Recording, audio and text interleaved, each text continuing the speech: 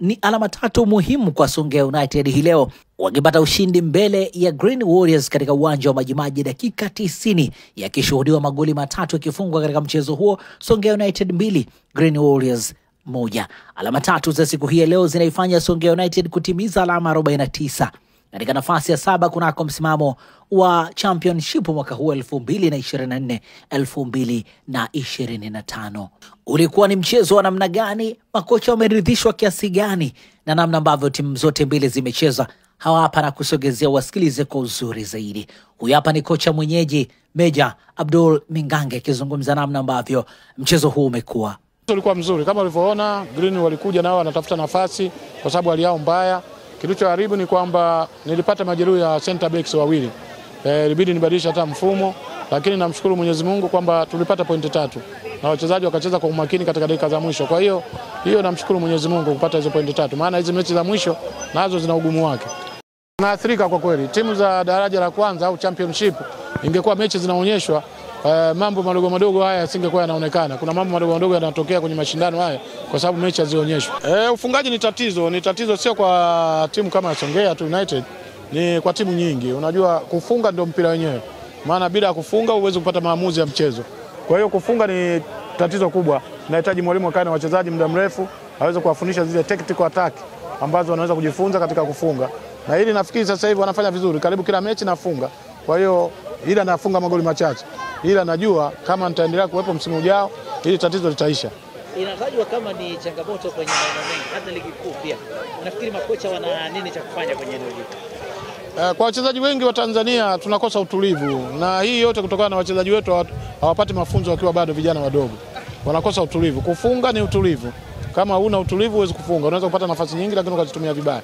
Kwa vijana wadogo, ili wakifika kwenye hatua kubwa uwe rahisi walimu wanapowafundisha kuwa kwenye nafasi ya kufunga, nafasi ambayo ya kupasia. Sasa unakuta nafasi ya kufunga mtu anapasia, nafasi ya kupasia mtu anafunga. Kwa hiyo haya ni mambo yanahitaji kwenye udogo, kwenye umri mdogo.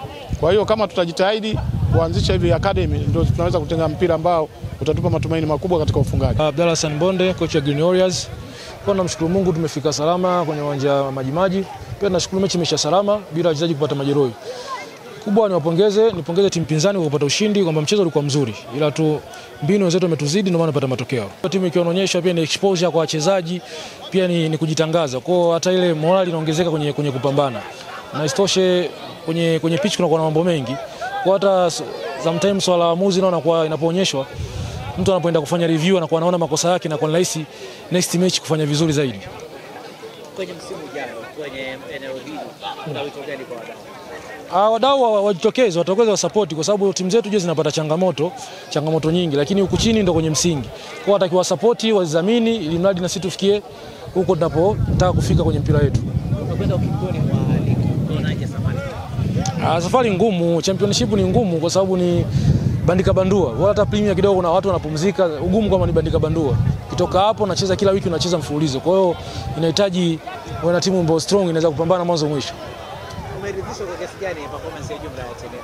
Performance nimeridhishwa kwa sababu tumecheza away, pamoja tumepoteza lakini tunaona kwamba ule muendelezo wetu upo. Kwa sababu bado sisi tunaenda kucheza playoff.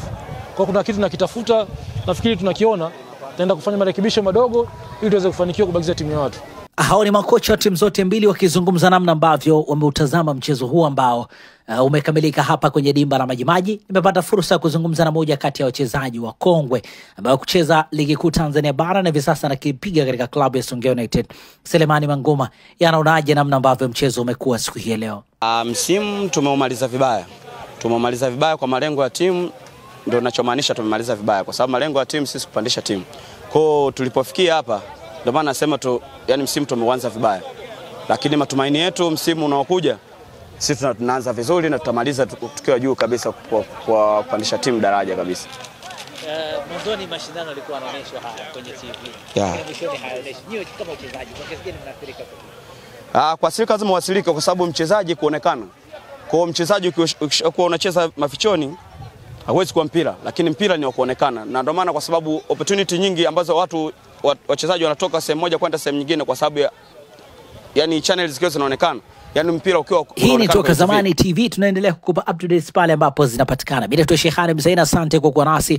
Usisahau kufuatana nasi kwenye kurasa zetu za mitandao ya kijamii pale Instagram, Facebook pamoja na mtandao wa X kwa jina la Toka Zamani TV.